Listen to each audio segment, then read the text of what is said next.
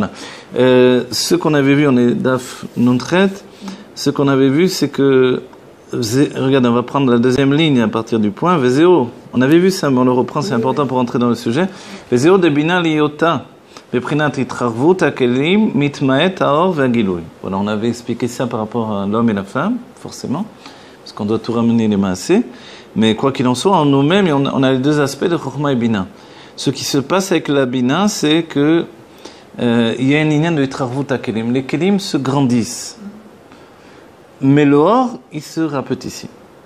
C'est-à-dire que l'or, a priori, c'est la même lumière, mais comme les Kelim sont plus grands, la lumière est est moins intense, forcément.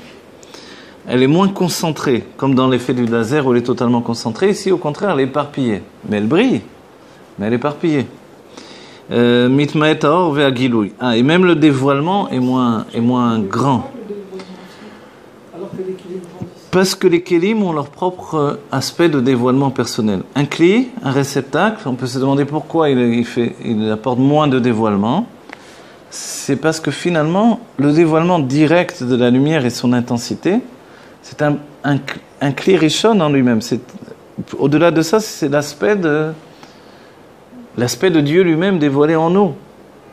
Et comme moi, je deviens Dieu dans ce moment-là, je suis Dieu à ce moment-là, dans le dévoilement divin, donc il n'y a pas d'apparition des kélim.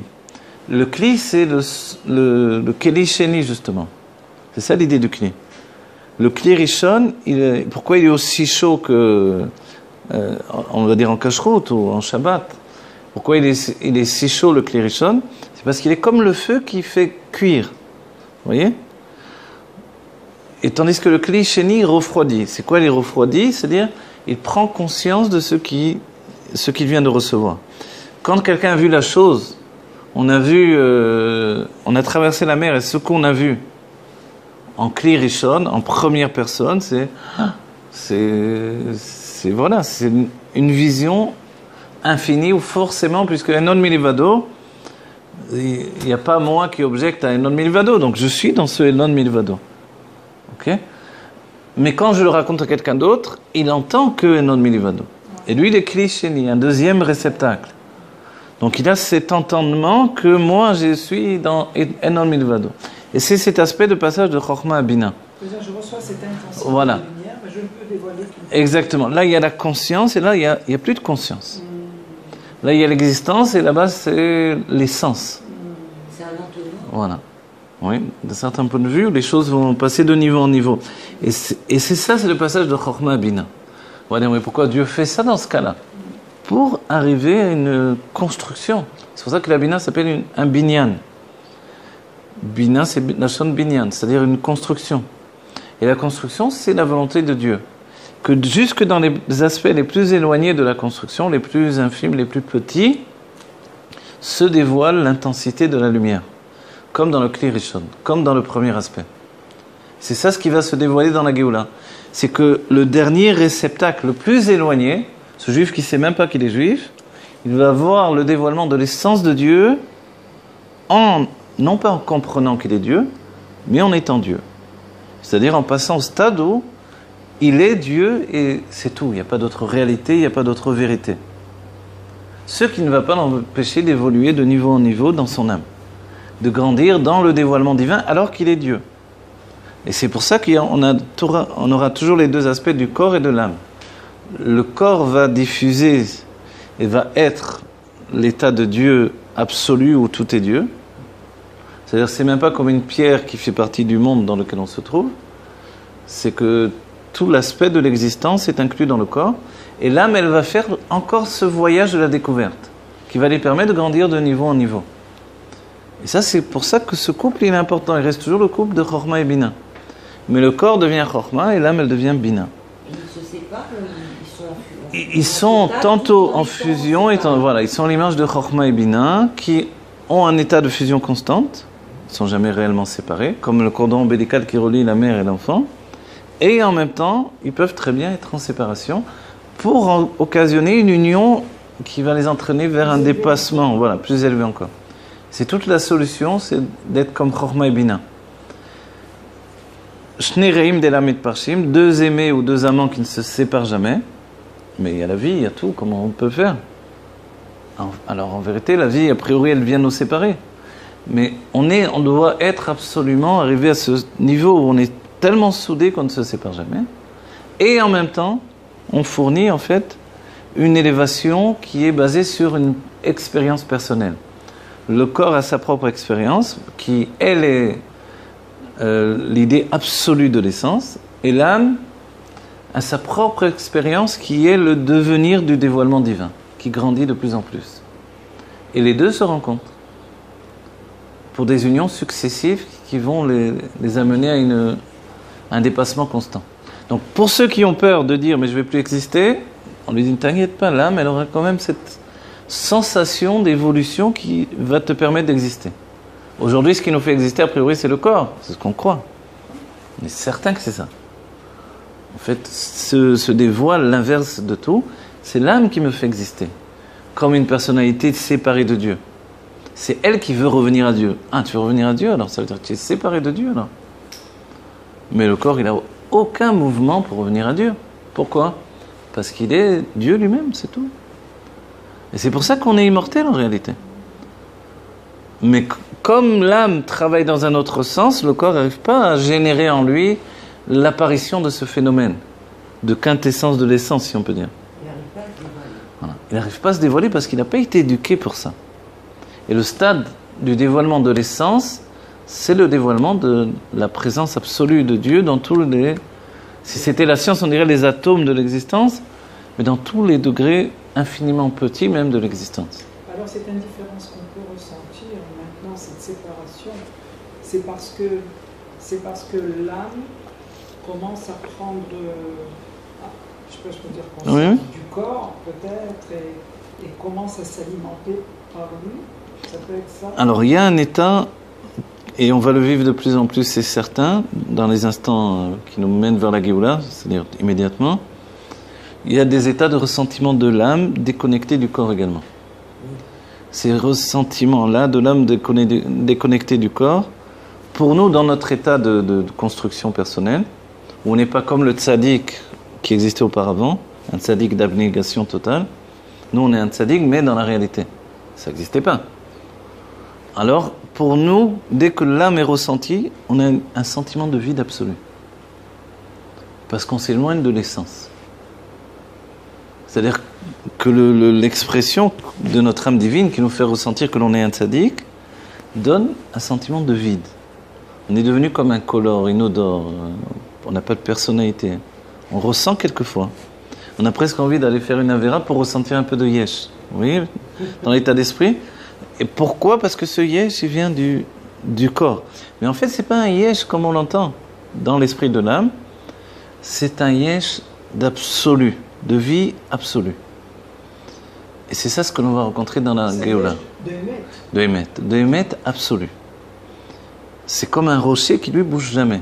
La mer, elle a beau se déverser dessus des centaines de fois, à l'infini, le rocher ne bouge pas. Il est là. Donc cette prise de conscience de l'âme et du corps, elle nous permet c'est comme une sorte de rencontre. On se côtoie, on prend conscience, c'est une confrontation entre l'âme et le corps. Exactement. Et en fait, ce qui est extraordinaire au bout de tout, c'est que jusqu'à présent, l'idée de Da'at Elyon ou de Da'at Arton, elle était totalement à l'inverse de la finalité. Le vrai Da'at Elyon, que tout est Dieu, c'est le corps en fait. Mais pendant des siècles, on a étudié le contraire. Et dans la Chassidoute, il y a les deux versions. C'est comme ça qu'il comprend. Oui, mais parce que la Chassidoute, elle nous donne finalement petit à petit d'accéder à cette conscience. Qu'en fait, l'âme divine, malgré tout, malgré qu'elle vit dans les mondes divins, dès qu'elle vient dans ce monde, elle est dans un Da'at Arton. Elle est Katnout Amochin. Elle est enfermée. Comment tu peux être enfermé? Puisque tout est Dieu. Comment c'est possible? Tu te rapproches du corps, tu te rapproches de l'essence, au contraire. Mais pour elle, ça entraîne un enfermement, une chute, etc. C'est pas possible. Pourquoi on ne fait plus le Avodat Amerirut, tout à coup? On ne pleure plus sur la chute de notre âme dans le corps. Avant, c'était toute la Chassidoute, toute la Tfila. On a arrêté parce qu'on a compris que le corps est supérieur à l'âme. Mais quand on étudie la Chassidoute et qu'on comprend le Tzimtzum Mhm. On peut comprendre pourquoi l'âme est... Voilà, bien sûr que l'âme, elle traverse, elle subit le simsum, etc. Il faut tout refaire à l'envers, il faut remonter jusqu'au simsum pour dévoiler la véritable... Non, c'est pourquoi il ne faut pas tout refaire à l'envers? Parce que dès le moment où le corps accède à son propre niveau, il libère l'âme. Voilà, il libère l'âme de son propre enfermement. Et c'est vrai que c'est pas évident parce qu'on n'y arrive pas directement à ces conclusions-là dans la Chassidut Rabban. Il y a des ma'amarim de déviation d'un certain point de vue. Il y a des ma'amarim qui parlent essentiellement sur l'âme divine. Et de temps en temps, vous avez des ma'amarim de déviation chez les rabbins. Qui vous disent, ah, qu'est-ce qui se passe tout à coup? Le rabbi, vous vous rappelez le ma'amar de Parashat Pinchas, où le rabbi nous dit que l'âme divine, en fait, elle a plus de sentiments de yesh que l'âme animale. Qu'est-ce que ça veut dire ça? A priori, si je dis ça sans dire que c'est le rabbi, on me dit, tu dis n'importe quoi, désolé, tu as un problème. Tiens, regarde, le rabbi le dit clairement. Et que le yesh, il vient pas du corps, il vient de l'âme. On dit, mais c'est un truc de fou, comment ça se fait? Alors, c'est quoi l'idée alors? Et pourquoi je vis avec cette sensation que mon corps m'empêche de servir Dieu, etc. Mais jusqu'à présent, tu t'es configuré par rapport à l'âme. On va commencer à se configurer par rapport au corps. Moi, qui je suis, moi, vraiment, c'est la grande question. C'est les questions du Tanya qui véhicule, que le Tanya véhicule dans tout son livre. Quand je fais une mitzvah, je suis qui? Je suis l'âme, je suis le corps. Quand je fais une avéra, je suis l'âme, je suis le corps. Qui est-ce? Quand j'ai une mauvaise pensée, qui a cette mauvaise pensée? C'est cette question qui font qu'on a du mal à accepter qu'on est une personne entière. On est en fait des influences venues de là et de là et de là. Et c'est vrai que quand j'étudie des choses, que je commence à me pénétrer de ces enseignements, c'est toi qui parles comme ça ou c'est le livre? C'est le rabbi? Vous voyez? On voit qu'on est fait d'influence. Mais le corps, lui, il a quoi à dire? Quand le corps va dire son message à lui personnel, c'est un état absolu. Forcément, c'est la Géoula Amitid Vashlema. Il n'y a pas de retour en arrière parce que le corps, il n'est pas basé sur un développement, sur un recommencement. Il est, c'est tout. Alors, puisque le corps, il a cette suprématie parce qu'il est l'essence même, oui. il a la possibilité d'influence. Donc c'est à lui, d'un certain point de vue, dès qu'il prend conscience qu'il est l'essence, d'aller libérer cette âme qui se sent enfermée, qui a ce yesh illusoire en elle. Mm-hmm. C'est le corps qui doit aller vers l'âme. Ouais. Ouais. Non, je comprends. Mais en même temps, c'est vrai qu'il est dit Eshetraïl la traite Baala.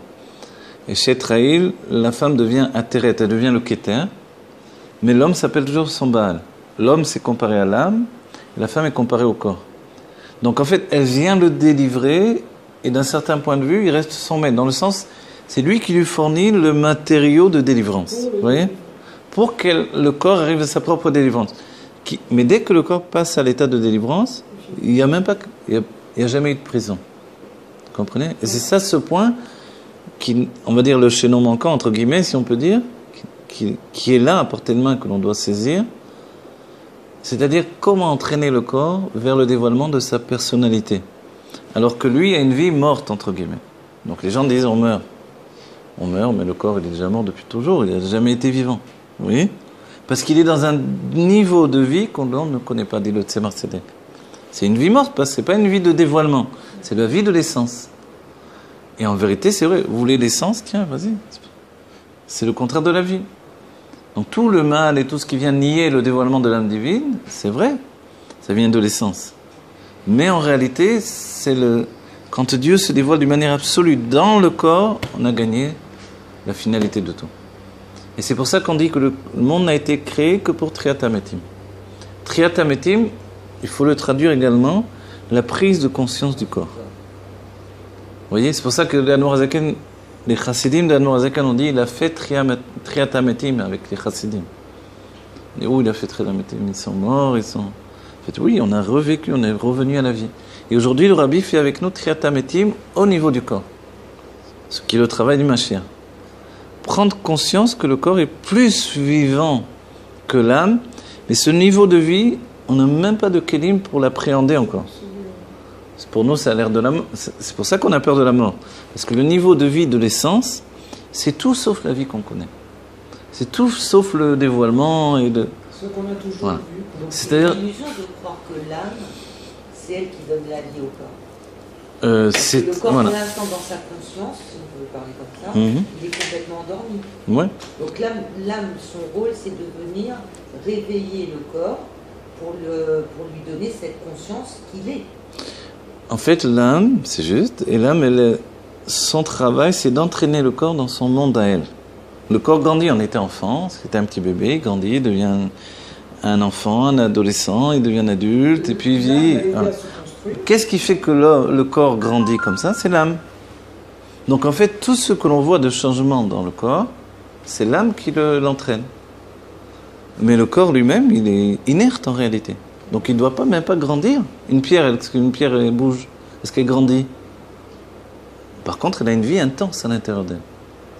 Mais c'est pas normal qu'elle grandisse tout à coup. Alors pourquoi le corps grandit? Vous voyez? C'est parce qu'il rentre dans le mode de fonctionnement de l'âme, de devenir, alors qu'il est. Donc en fait, l'état de être du corps n'est pas du tout encore dévoilé. Et c'est ça tout le travail que le Rabbi intensément nous transmet. La vie éternelle du corps, c'est le vrai chidouche, mais c'est même pas dans l'état de vie que nous on connaît. C'est pour ça que quand on dit mort et vivant et qu'on a étudié tout ça, on est encore à la maternelle de la compréhension, entre guillemets. On n'a pas fait ni de bonne et nôtre comme les rabbis veulent que l'on fasse. Et c'est normal que le rabbi dit que celui qui dit qu'un rabbi est mort, j'ai rien à voir avec lui, et le rabbi parle un peu durement de ces personnes-là. Je ne peux pas leur parler, j'ai rien à voir avec eux. Mais ça veut dire que nous, on est aussi dans cet ordre d'esprit-là. Et que les gens sont vivants dans le corps, mais d'une manière tellement intense que l'âme ne connaît pas cette vie-là. Parce que l'âme vit dans les mondes divins quand même. Et dans les mondes divins, il y a un tzimtzum, il y a ci, il y a ça. Donc elle ne sait pas ce que c'est l'essence. Ça fait longtemps qu'elle a oublié l'essence. Mais le corps, lui, il est l'essence. Comprenez? Donc en fait, quand le corps va atteindre son niveau de dévoilement absolu, le peu d'état de dévoilement de l'âme qui va se faire encore dans la Géoula au sein du corps, fait que l'enfant va grandir très rapidement. Il sort du ventre de la mère, il va étudier, tac, tac, tac, il devient adulte très vite, et il atteint son niveau de perfection, et c'est terminé.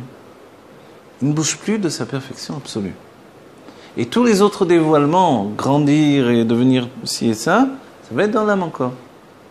C'est-à-dire l'âme, on lui enlève pas son sentiment d'évolution qui est essentiel chez elle. D'un certain point de vue, l'âme, elle a une argacha, un sentiment de manque. Elle a un sentiment constant de manque.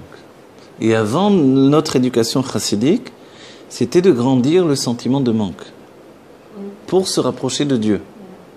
Aujourd'hui, le rabbi nous dit non, c'est terminé. On ne fait plus ce travail-là. Cette amertume de sentiment, basée sur le sentiment du manque, est terminée. On va directement dans la joie. Et d'où vient la joie? En réalité, elle vient du corps. Elle ne vient pas de l'âme. Donc le corps, il a une influence immense sur l'âme. Il y a une influence immense, mais l'âme n'a pas... Enfin, elle doit accéder à ce bitoul suffisant pour laisser le corps s'exprimer finalement. Et devenir Donc, le maître de l'âme. L'âme, c'est la chokma. L'âme... non, l'âme c'est la bina ici, en réalité. Puisqu'elle est en devenir. C'est elle qui fait... La chokma, dans la base, qui est en nous, elle est dans un niveau où elle a besoin de rien. Et pourtant, l'essence, c'est la... Non, l'essence... Non, l'essence, vous voyez ce qu'on vient d'étudier. וזהו דבינה להיותה בבחינת התחרבות הכלים מתמעט האור והגילוי. וכי ידוע דבינה מעלים על החוכמה. Comme on sait que la bina, elle voile la chokhma. C'est-à-dire que malgré tout ce qu'on voit dans la vie quotidienne par rapport à ce que l'on demande à l'homme et à la femme, malgré que l'on voit une grandeur spécifique à la femme de notre génération en particulier, l'état de Géoula, la base du plaisir de la Géoula se trouve dans la chokhma. Parce que c'est inerte. La chokhma, c'est comme le corps de l'âme. Tandis que la bina, c'est l'âme de l'âme. Donc la bina, elle est toujours en construction, en devenir, en recommencement. Elle a des manques tout le temps. Elle a mégarmaklom.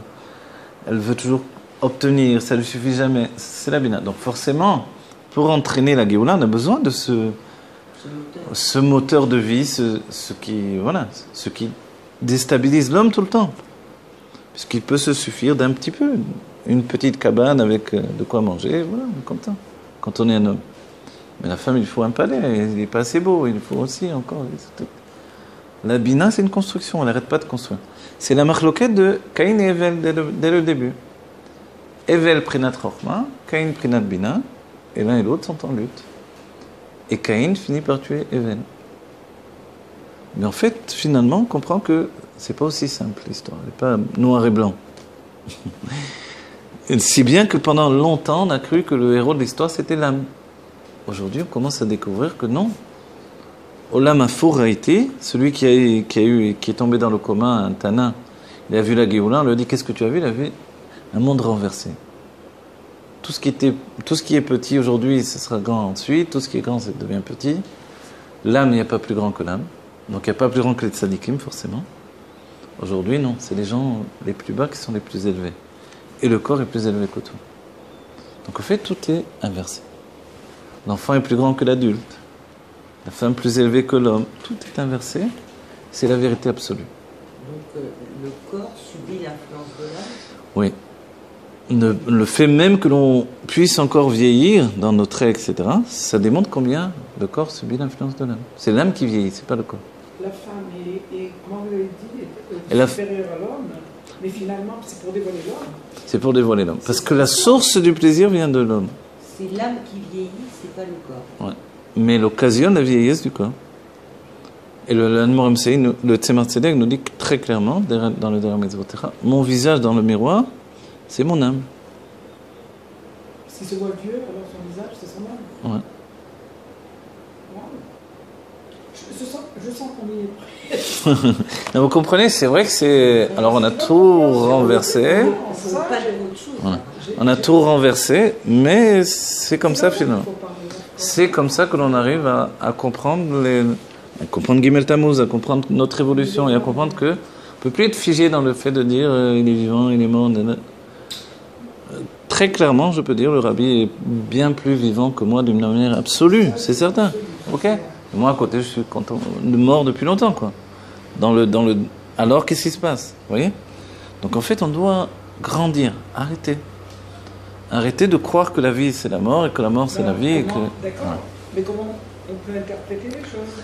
Parce que pour nous, le fait que l'âme se retire du corps, ça s'appelle la mort.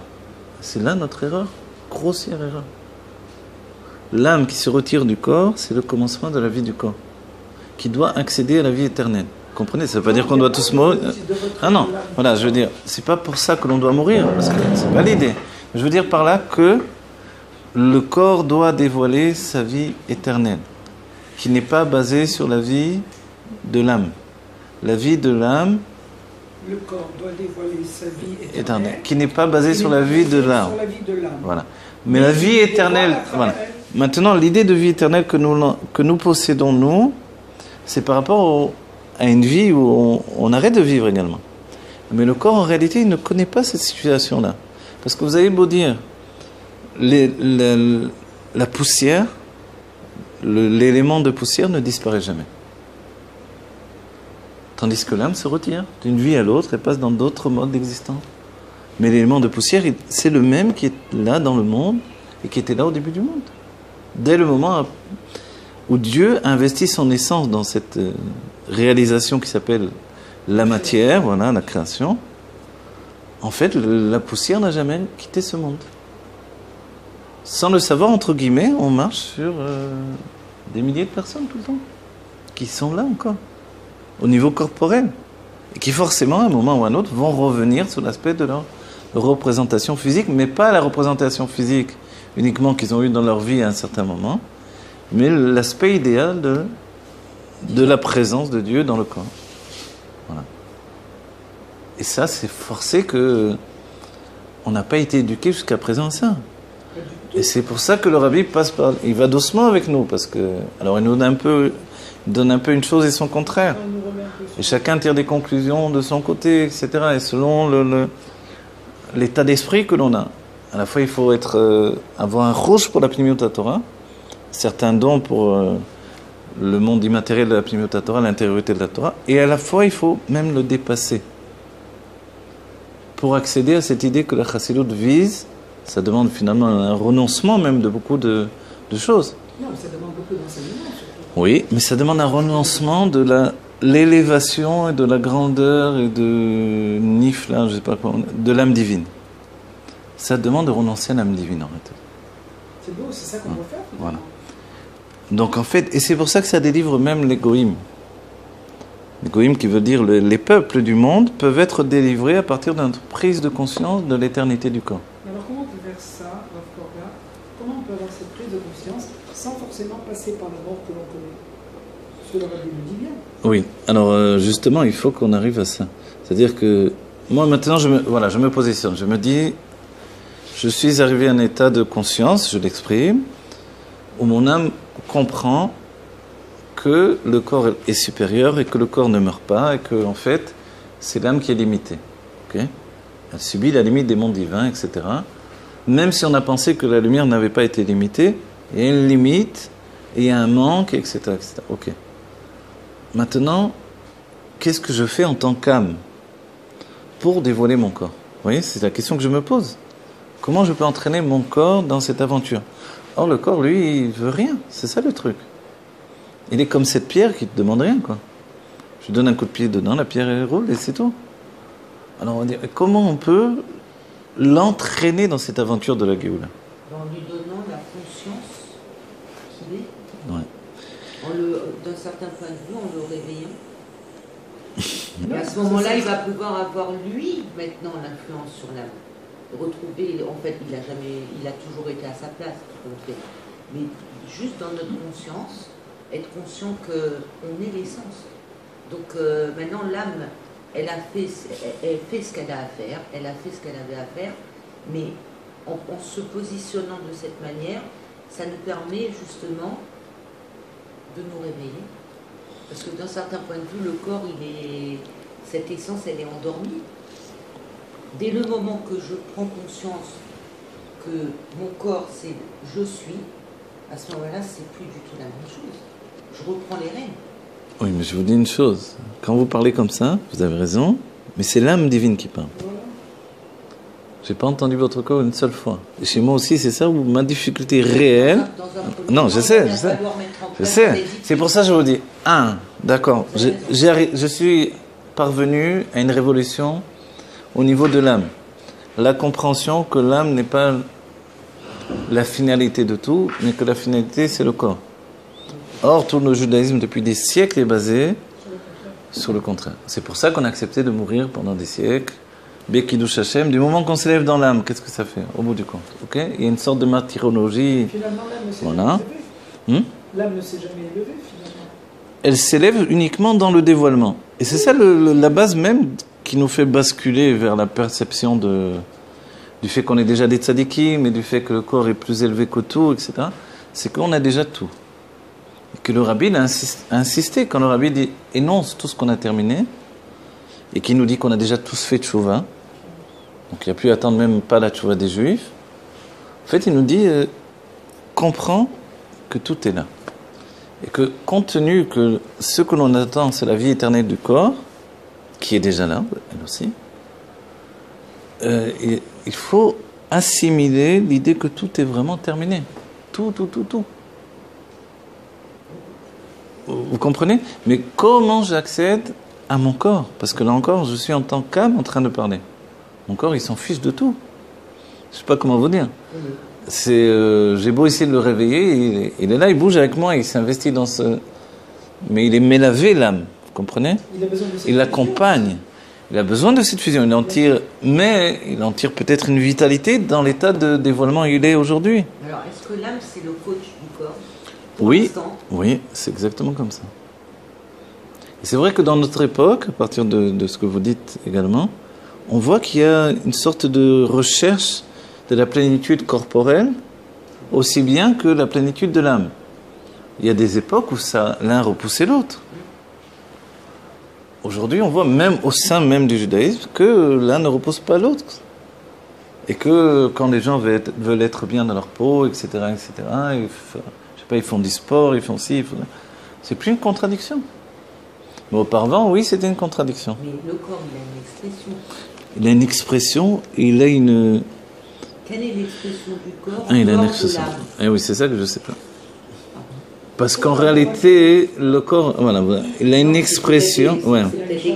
Non, alors ce qui est écrit, que dit le Tzemar Tzedek dans le dernier Mitzvotera, c'est que le corps a une vie morte. Et nous, une vie morte, inerte. Même dans la Géoula?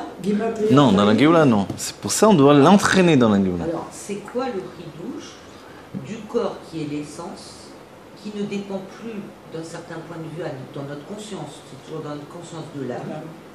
Et le chidouche, c'est justement le corps qui est, c'est quoi son expression dans la Géoula? Parce qu'il faut quand même qu'on nous enseigne aussi, qu'on nous donne des indices pour justement trouver ce langage du corps. Le corps dans la Géoula, c'est le dévoilement de l'essence. Ça veut dire quoi? Tout est Dieu, je suis Dieu, de manière absolue. Je suis Dieu au même titre que la pierre à côté de moi, que l'arbre, que le site, mais ça veut tout. dire quoi dans l'expression? Parce que quand on parle, on dit que c'est l'âme. Ouais. Alors, comment parle le corps? Le corps, justement, il ne parle pas, pour l'instant.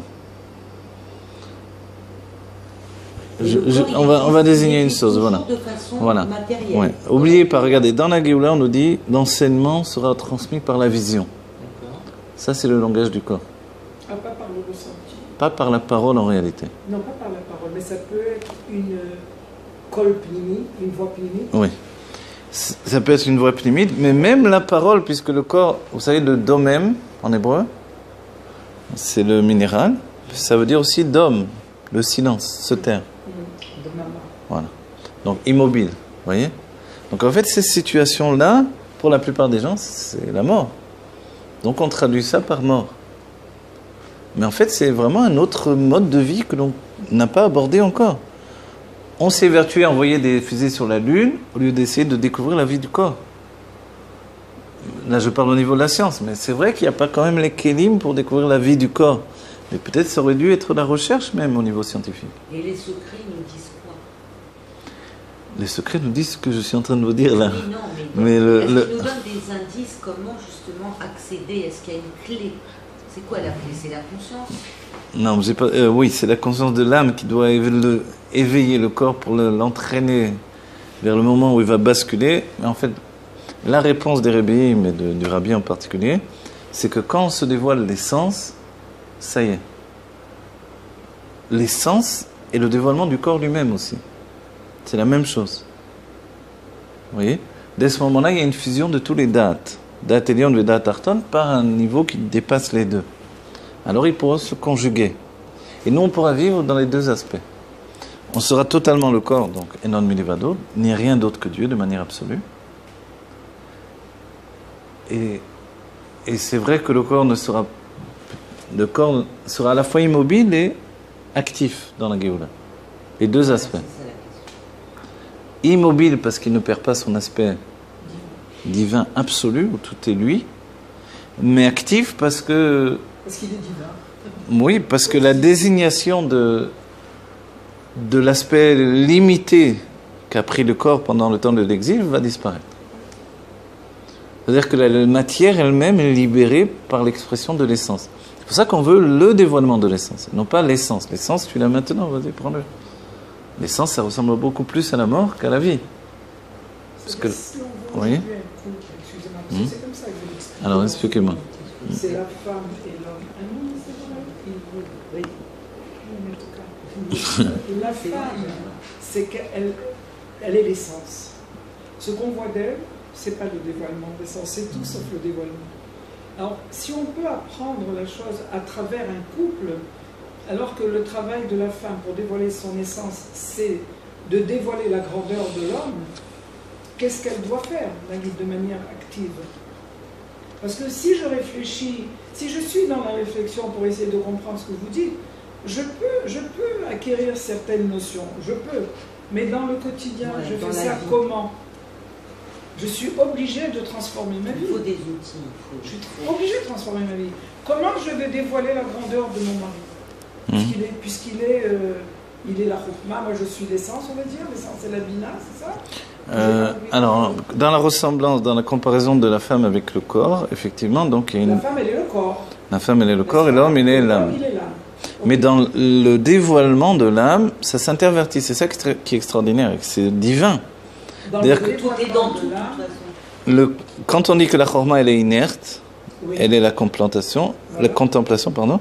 Et ça serait presque le corps. Voilà, exactement. C'est-à-dire que l'homme, au niveau de l'âme, il est comme le corps. Voilà. Et la femme, au niveau de l'âme, elle est comme l'âme. Donc en réalité, malgré que l'on dit ça c'est féminin parce qu'elle reçoit tout de lui, mais on a l'impression que c'est elle qui est l'âme tout entière. Voilà, vous avez compris, j'arrive plus à le définir, mais c'est extraordinaire. Ouais. C'est-à-dire qu'au niveau de l'âme, ça s'invertit totalement. Oui, Et c'est là où on voit que c'est vraiment divin. C'est-à-dire que la femme, au niveau de l'âme, elle doit prendre ce qui se trouve dans son mari et l'entraîner vers le dévoilement. Ok ? Et le mari, dans la connexion de l'âme et du corps, il doit comprendre que tout se trouve dans le corps. C'est-à-dire que l'un a toujours à trouver dans l'autre ce qu'il n'a pas. Et c'est pour ça qu'on ne peut... jusqu'au moment de la fusion. Oui, jusqu'au moment de la fusion. Mais il faut désirer absolument cette fusion. Donc, d'un certain point de vue, on comprend maintenant pourquoi le masculin, l'homme, il est attiré vers le corps de la femme. Ça de façon, on a l'impression que c'est intuitif, c'est une façon. D'accord, mais là maintenant, tel que vous l'expliquez, dans la toucha, on le comprend. Oui, parce que seulement par la... On va Voilà. aller chercher là-bas. Exactement. C'est extraordinaire. Mais alors il faut. Est-ce que c'est hypocrite De... descendre dans des trucs maintenant? C'est bien, ouais. C'est comme ça, Non, c'est le c'est monde. magnifique. Est-ce que ça serait hypocrite de vouloir faire ce cheminement-là, ou alors de vouloir cette fusion uniquement pour Mashiach? Non, est-ce qu'il y a une est-ce que fusion c'est hypocrite émette entre le couple pour arriver à ça? On va dire comme ça, c'est pas hypocrite Mais c'est mieux parce que le couple en réalité doit vivre dans cette fusion. Que vous la vouliez pour Mashiach, c'est une raison déjà supérieure. Et s'il ne le vit pas? S'il ne le vit pas, C'est une question. il ne le vit pas parce que de la même manière dans le corps, on n'arrive pas à lui parler finalement. Mais la parole jaillit de la rencontre de l'âme et du corps quand même. Vous voyez? S'il y a un des deux parties, on va dire, qui est fermé. Non, j'ai compris, mais c'est la même chose. En fait, c'est la même chose quand on dit et le corps, pourquoi on n'arrive pas à l'entraîner? Il n'a pas encore compris. On est en train de lui donner les louanges des louanges, on est en train de dire qu'il est plus haut que tout. Alors dévoile-toi. Dès le moment où mon corps se dévoile, c'est fini, je suis en Géoula absolue. Il n'y a plus rien de m'arrête, quoi. Vous comprenez? C'est terminé. Dès que le corps se dévoile, je suis dans la Géoula Metiva Shlema. C'est-à-dire, c'est la dimension de la Géoula qui vit avec nous. Ok. Donc il faut qu'il y ait une volonté des deux parties. Non. En fait, d'un certain point de vue, non, comme on dit. Pourquoi? Parce que le côté actif, c'est lui qui doit agir. Le côté passif n'agit pas. Parce qu'il est passif. L'homme, au niveau de l'âme, il est la chorma, c'est totalement passif. Comme le corps et comme la chorma par rapport au niveau physique, par rapport à l'âme. Ce que vous dites, ça voudrait dire que si on prend le couple, Oui. la femme, elle est dans un actif, elle est tout le temps en action. Et quoi, alors l'homme, il est là? Alors voilà. C'est pour ça que voilà, c'est pour ça que l'homme contient la chorma et la bina. C'est-à-dire que lui-même, en tant que le masculin du masculin, il est totalement passif, c'est vrai. Mais n'oubliez pas qu'il est la source même du plaisir.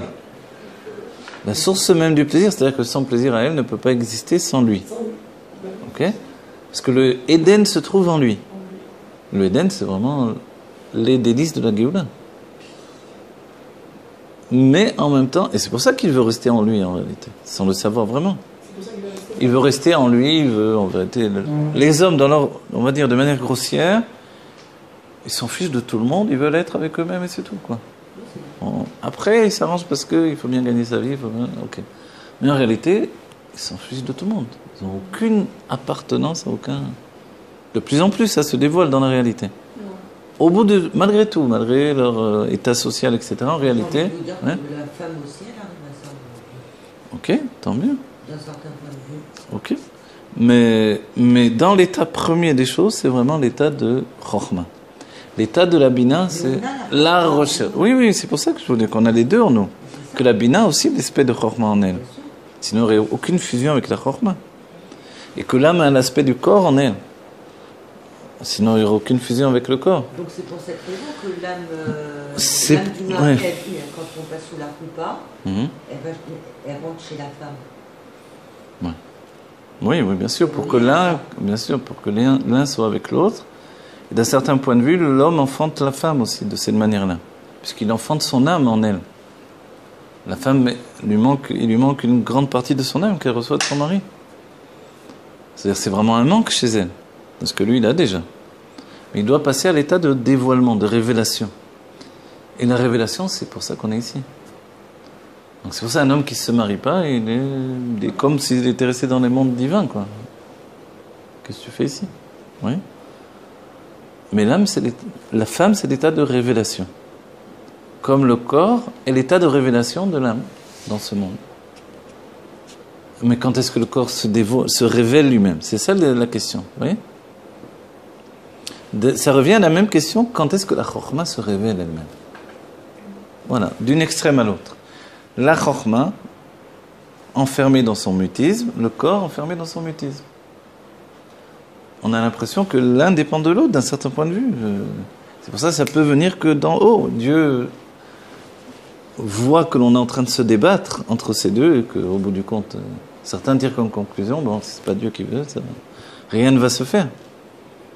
On peut arriver à cette conclusion parce que comment je décoince la chokhma, comment je décoince le corps?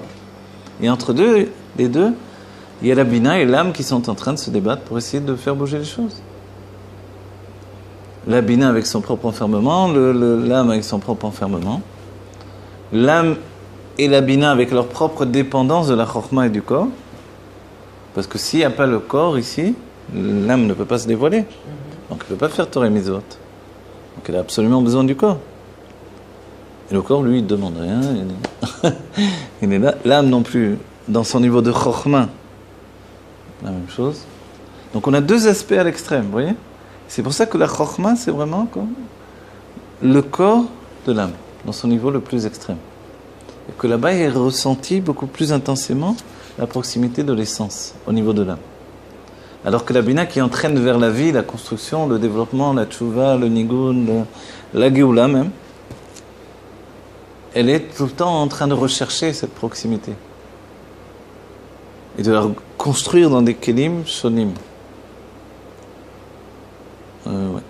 Donc, là, oui. Avant le dévoilement Netigat Shema, très l'âme,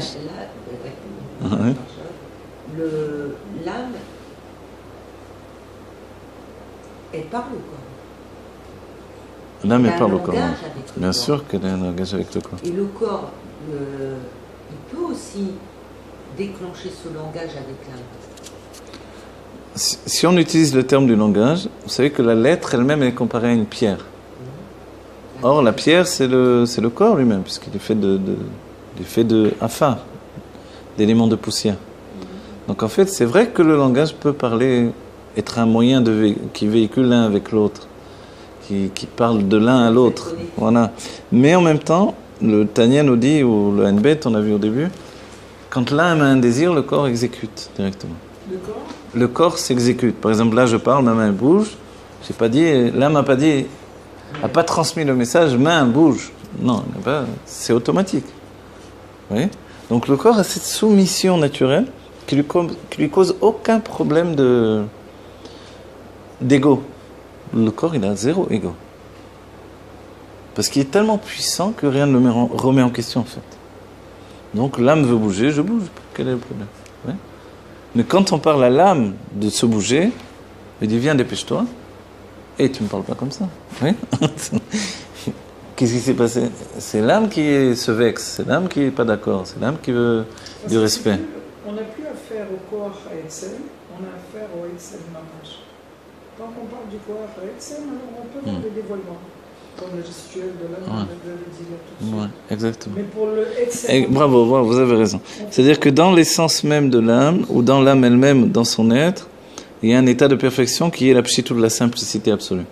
Le problème, par exemple, dans le couple, qui peut exister entre l'homme et la femme, ce n'est pas tant l'homme tel qu'il est dans la chokhma, c'est l'homme qui s'habille dans la bina pour parler avec sa femme, pour s'exprimer, pour correspondre avec elle, pour s'identifier à sa femme. Et là, c'est là où il y a un décalage total. C'est-à-dire que si l'homme était totalement chokhma dans son expression, jamais il ne se détacherait de l'essence et son langage porterait le ressentiment de l'essence, le ressentiment dans le bon côté, pas le mauvais côté, l'expression de cette essence-là, forcément, il y aurait une soumission naturelle du côté féminin, qu'il n'y a pas du tout. Au contraire. Quand l'homme s'adresse à la femme elle est plutôt... ça grandit son yesh d'un certain point de vue. C'est-à-dire, ça lui monte les nerfs, etc., etc. Donc il y a quelque chose là. Ça vient de quoi, à votre avis? Ça vient du fait que, comme le corps, l'homme ne veut pas bouger de son endroit où il se trouve. D'un certain point de vue, ça c'est un niveau qui ne permet pas immédiatement le dévoilement de la Géoula, dans l'instant passé, on va dire. On ne peut pas dire que c'est un problème, mais voilà, s'il y avait une problématique, dans l'être, elle viendrait de là. Donc en fin de compte, le corps, d'un certain point de vue, on peut dire qu'il refuse d'être une chokhma dans toute sa splendeur. Oui. Et la chokhma, elle refuse l'homme aussi, donc, d'être une chokhma dans toute sa splendeur. Il a toujours... Oui, oui, j'ai compris les deux. Il a toujours en lui ce souci de participer au langage de l'autre. Et donc forcément, c'est du dévoilement. C'est du dévoilement, il perd de son intensité, comme on vient de voir ici. Il met des kélim qui sont meyutarim, en fait, qui sont même dénués de sens, qui entraînent des difficultés Puisque la chokhma, la bina ne reconnaît pas la chokhma. La femme ne reconnaît pas l'homme quand il s'exprime. Elle ne le reconnaît pas en tant que chokhma. Autrement, elle aurait un bitoul absolu devant lui.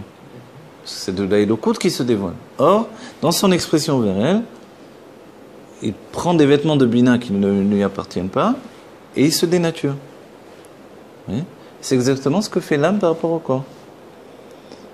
C'est-à-dire, elle n'arrive pas encore à entraîner du corps le dévoilement de son être. Donc, quand le corps transmet son message à l'âme, c'est un message qui est relié avec la sensation de l'âme. C'est-à-dire un sentiment de yesh, un sentiment de... etc., etc. Mais il ne dévoile pas son état, lui, absolu de l'essence. Mais c'est parce qu'il ne reçoit pas ça de la femme non plus. Non. Parce que de la femme aussi, il ne reçoit qu'un dévoilement et pas de ce qu'elle est. Dans l'essence elle-même, profondément. Alors forcément, oui, mais ça me tient. Oui, mais je vais vous dire une chose, c'est que l'âme, elle n'a pas accès directement à l'essence, elle doit construire le cheminement qui l'amène à l'essence. C'est pour ça que ça s'appelle Bina. Elle est une construction. Lui, le grand avantage qu'il a, ou nous, dans notre chokhma, chacun d'entre nous, c'est que c'est un état de fait. Vous comprenez? Quand on dit que le corps est le vêtement de l'essence, on n'a rien demandé au corps. C'est comme ça, c'est Dieu qui a décidé. La chokhma est le vêtement sur l'intensité du kéter. On lui a rien demandé, la chokhma, c'est son état de fait. Au contraire, lui, il est comme une médecine. Chokhma, mais un tematse. C'est comme un enfant abandonné. Donc, un enfant abandonné, il n'a pas demandé d'être abandonné.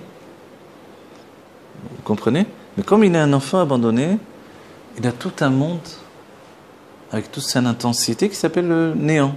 Ce néant, c'est le kéter. Vous comprenez? De ne pas savoir son appartenance fait que j'appartiens à tout. Vous comprenez cette conscience-là?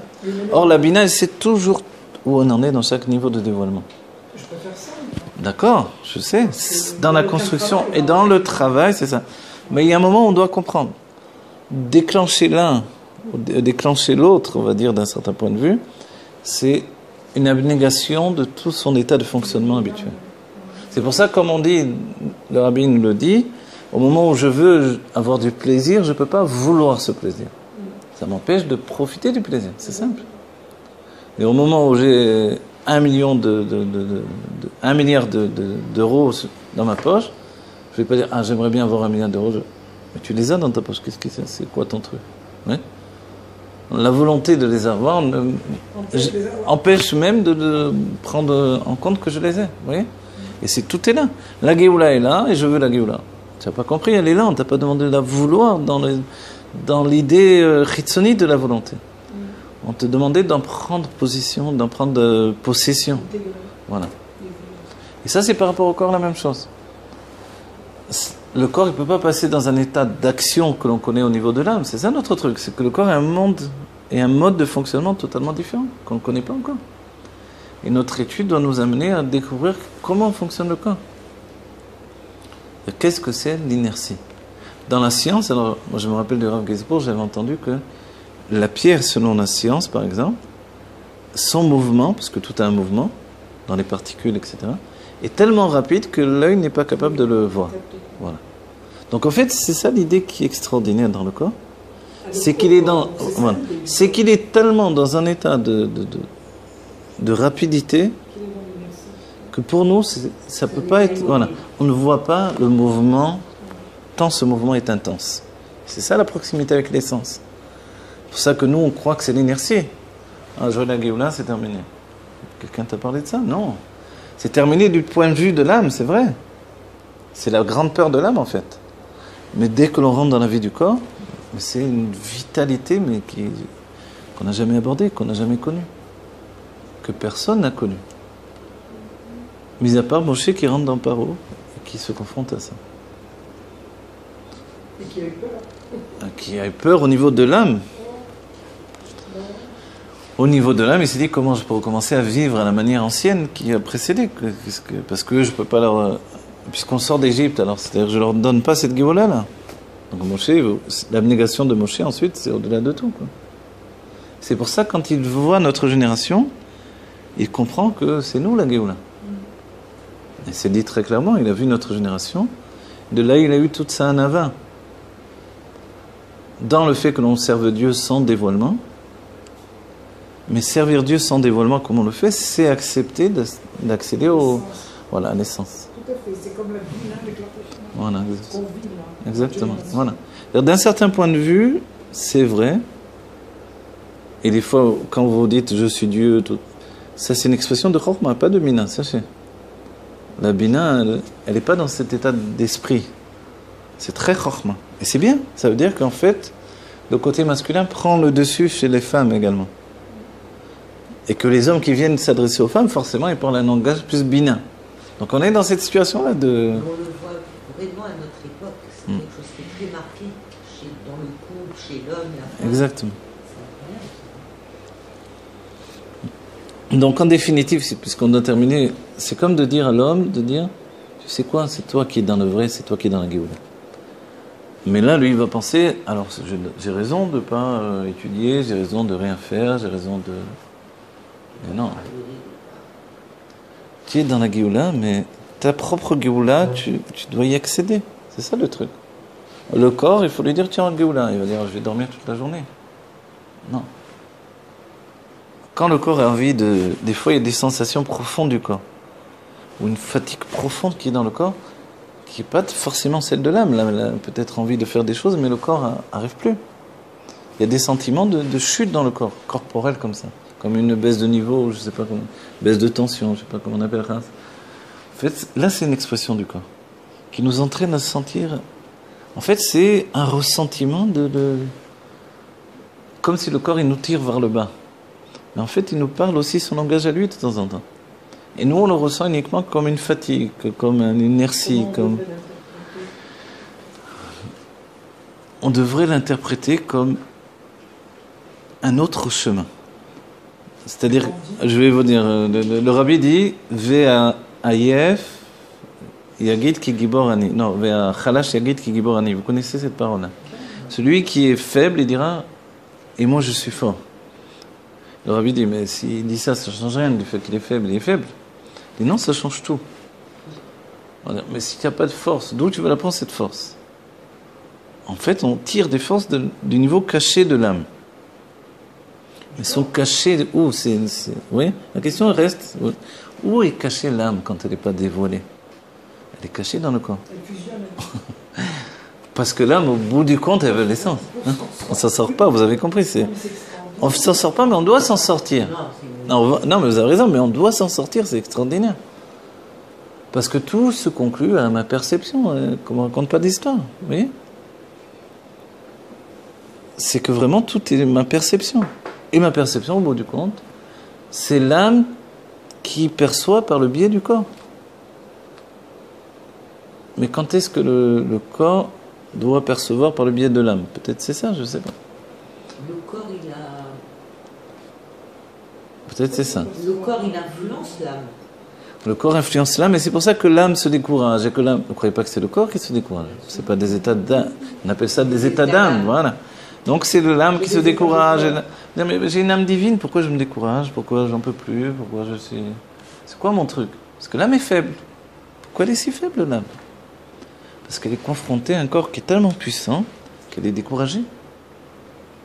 Oui. Je ne sais pas comment vous dire. Des fois, on a cette image. Non, elle n'est pas confrontée à un corps qui Il n'est pas, peut pas se dévoiler. Voilà. Il n'est pas conciliant, le corps. De ça, c'est pas que l'âme, elle est faible. Enfin, moi, je vois pas. Non, elle est comparativement au corps, elle est archi faible. Je me débat, je me démène pour que ce corps se dévoile, cette forme se dévoile, et il n'y a rien pour l'instant. Alors, c'est quoi alors, regardez, je vais essayer de juste un peu encore. Regardez, je vous donne un exemple. J'ai pas de force, donc nous dit le Rabbi. Je dois dire, moi je suis fort. Ok? Donc je dois dévoiler des forces cachées. Mais au bout du compte, c'est mon corps qui est fatigué. Mais le corps, on a dit qu'il est inerte, donc il est ni fatigué. Donc c'est normal qu'il soit fatigué puisqu'il est inerte. Il ressemble plus à la mort qu'à la vie en vérité. Ok? Mais c'est l'âme qui s'est usée dans le corps d'un certain point de vue et s'est découragée à un moment de fatigue. C'est un moment où l'âme s'abandonne en fait. Tout à coup, je dois tirer des forces, c'est-à-dire faire que mon corps, alors qu'il est épuisé, il avance encore. Okay? Mais le corps, il avance encore et il prouve qu'il a des forces supérieures, qu'un homme sans manger, il peut avancer, faire des trucs, etc., se dépasser, faire des choses incroyables, et avoir beaucoup plus de force qu'il pense. Mais d'où il a tiré cette force? En fait, à un moment, c'est vrai qu'on tire des forces cachées de l'âme, mais on tire du corps lui-même également. Une intensité qui vient du corps, qui est une puissance qui dépasse l'aspect de dévoilement du corps. Et c'est pour ça qu'on peut tirer encore dans le corps. Et ceux qui l'utilisent, on a vu dans des moments, je me rappelle, j'avais lu dans le docteur Frankel, lui dit, quand ils étaient dans les camps, ils voyaient que sans café, sans thé, ils arrivaient à une extrémité de travail avec leur corps qui dépasse tout ce qu'on peut imaginer. En dormant un minimum, en mangeant un minimum, ils travaillaient finalement, ils fournissaient quelque chose qui dépasse totalement la logique. À l'armée, on ressent ça également, ou dans des états de guerre encore plus. Ou depuis longtemps, on n'a plus de force et on continue quand même. Et ce côté-là, il existe, on va dire. D'où vient cette force physique? Parce qu'on parle d'une force physique. Alors que l'âme a abandonné, elle n'arrive plus à générer un éveil du corps. Et le corps fournit sa propre puissance. Les exemples que vous donnez, ça voudrait dire qu'il faut que le corps arrive à une telle extrême il faut qu'il arrive à une extrême pour se dévoiler. Alors nous, on ne veut pas par la chassidoute arriver à ces extrêmes. C'est ça le truc. Mais quand arrivent ces extrêmes, on en a tiré une conclusion d'un état de vitalité qu'on ne connaissait pas auparavant. Et effectivement, il y a des gens aujourd'hui qui ne mangent pas, qui ne boivent même pas, et qui vivent sans manger, sans boire. Il y a des vidéos sur Internet, on voit. Une jeune fille qui depuis des années ne mange pas. Oui, et elle a l'air très bien. Ok. Mais ça veut dire que d'où elle vit alors? Qu'est-ce qui lui donne de vivre encore, etc. Et il y a quelque chose, une énergie qu'il a, qui vient du corps, qui vient de la présence de l'âme peut-être. Mais quoi qu'il en soit, nous-mêmes, on doit comprendre que dans la Géoula, on ne doit plus manger ni boire à un certain moment. Et on sera vitalisé. Par quoi? Par l'essence. L'essence est la source de vie absolue. La source de vie absolue, voilà, il faut que j'arrête le cours, je dois aller chercher. On a fini.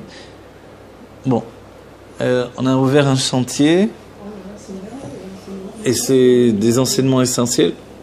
Quand on perçoit tout ça grâce au Rabbi Melech Mashiach, parce qu'autrement on serait encore bien en retard avec tout, on comprend d'abord que tout est là. C'est une nécessité que le Rabbi nous ait dit que tout se trouve là. Parce qu'auparavant, on était encore dans un état de recherche et de dévoilement et de si. Non, tout est vraiment là. Il faut juste déclencher le dévoilement de l'essence par la conscience du corps lui-même. Et c'est ça ce qui nous manque encore à ce stade où on en est. C'est vrai que ceux qui s'opposent à ça, c'est l'idée de vie et de mort qui nous perturbe toujours. Il faut abandonner cette idée de vie et de mort et laisser le corps exprimer la vie éternelle.